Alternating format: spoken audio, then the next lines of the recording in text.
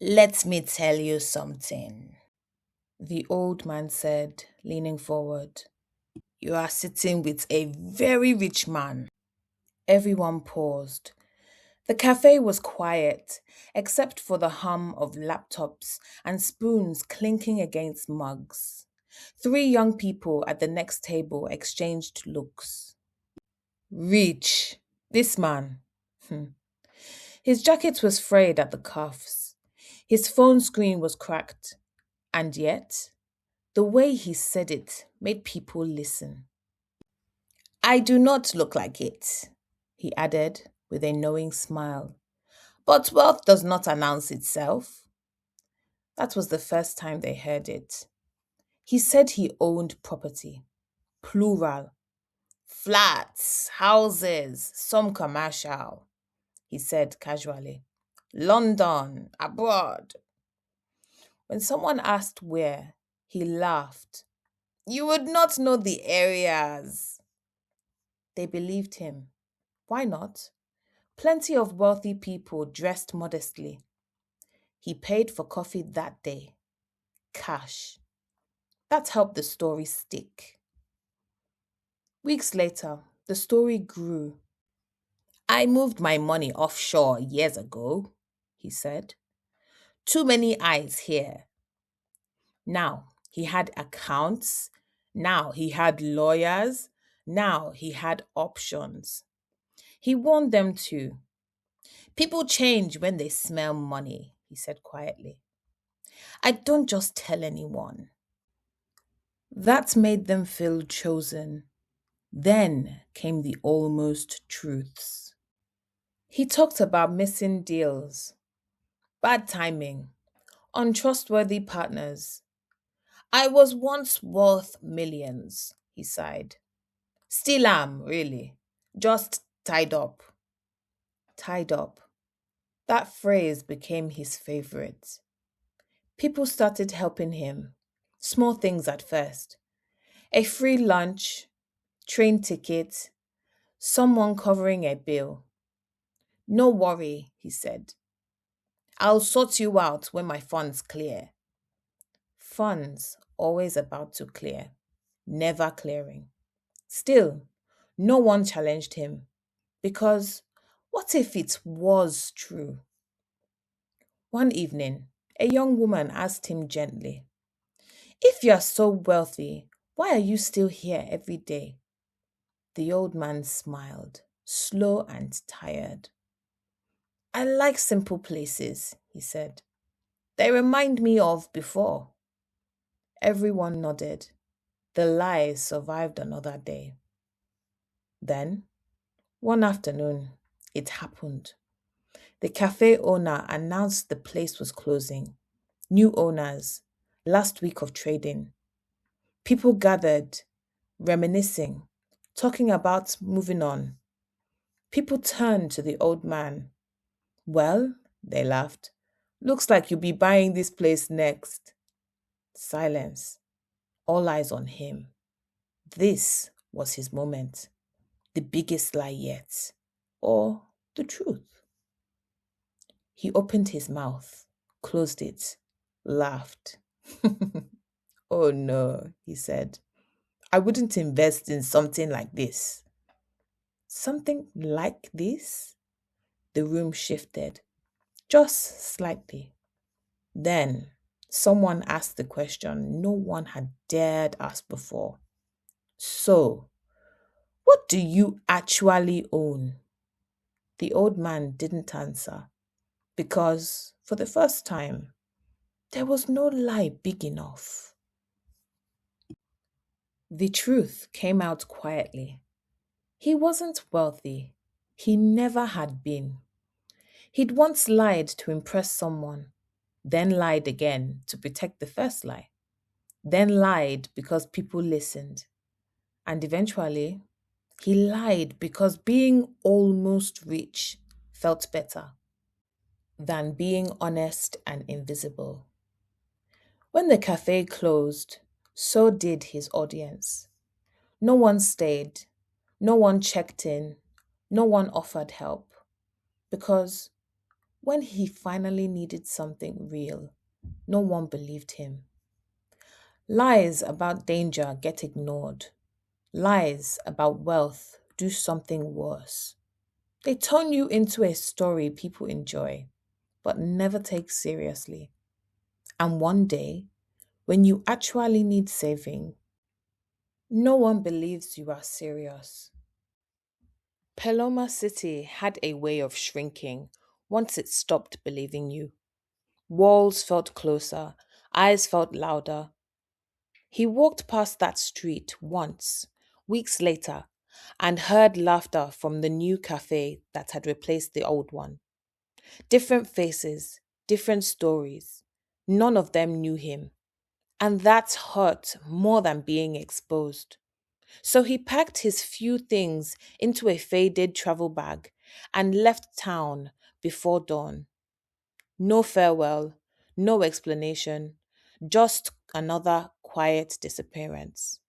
The new city was louder, bigger, hungrier. They called it New Orleans City.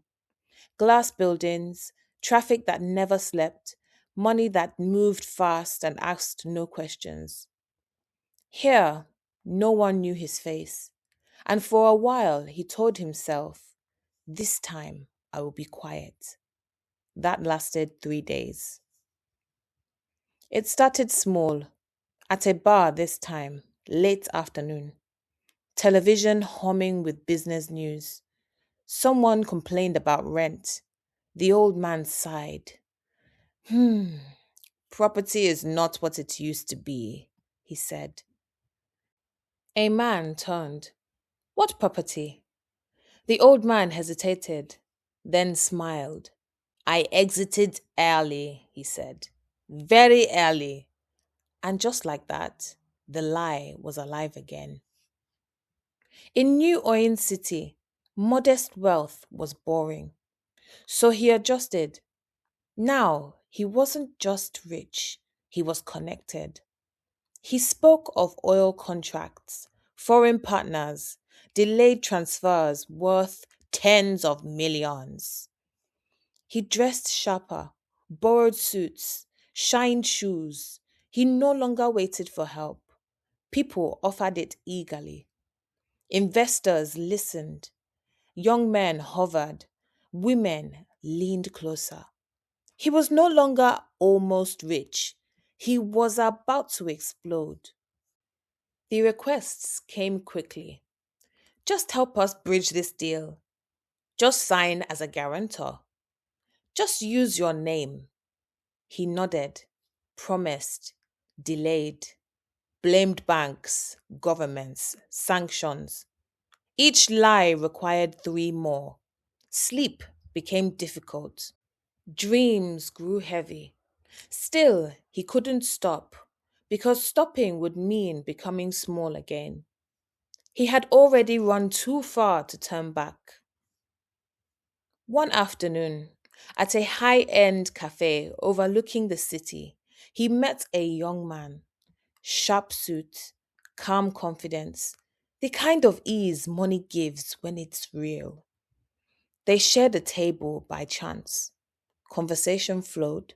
Business, markets, opportunity. The old man exaggerated, as always. The young man listened politely, too politely. Then he asked, quietly, where are you from, sir? The old man paused.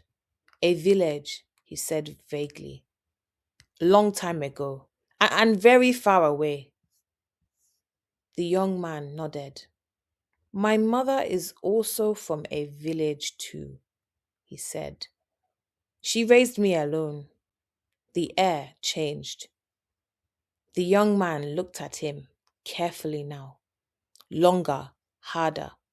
You left, he said suddenly. The old man frowned. I'm sorry?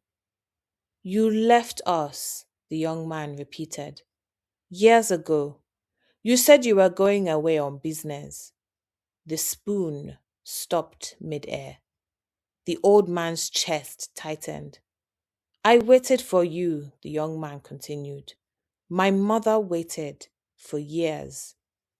Silence pressed between them. I recognized your voice, the young man said. You still speak the same way. The old man's mouth opened. No story came. For the first time in his life, the lie abandoned him. I was ashamed, he whispered. I had nothing. The young man nodded slowly. I have everything now, he said, because I learned never to wait for men who promise. He stood, paid for the coffee, paused once more. You taught me something, he said, just not the lesson you wanted. And he walked away. Weeks later, the lies in New Orleans City collapsed, not gently. Police, lawsuits, angry investors, no money, no protection, no one to defend him. He lost the suits, the rooms, the friends, all of it. He returned to the village quietly, older, smaller, empty handed. This time, he told the truth to anyone who would listen.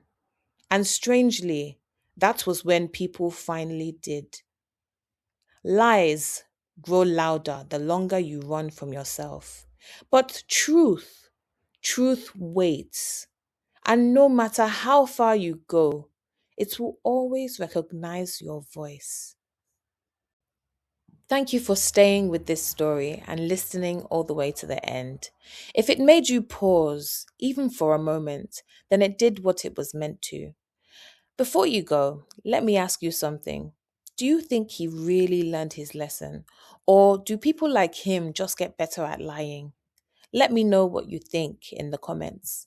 And if you're drawn to stories that stay with you long after they end, stories about human weakness, pride, and truth, then please subscribe. Because somewhere out there, right now, another story like this is unfolding.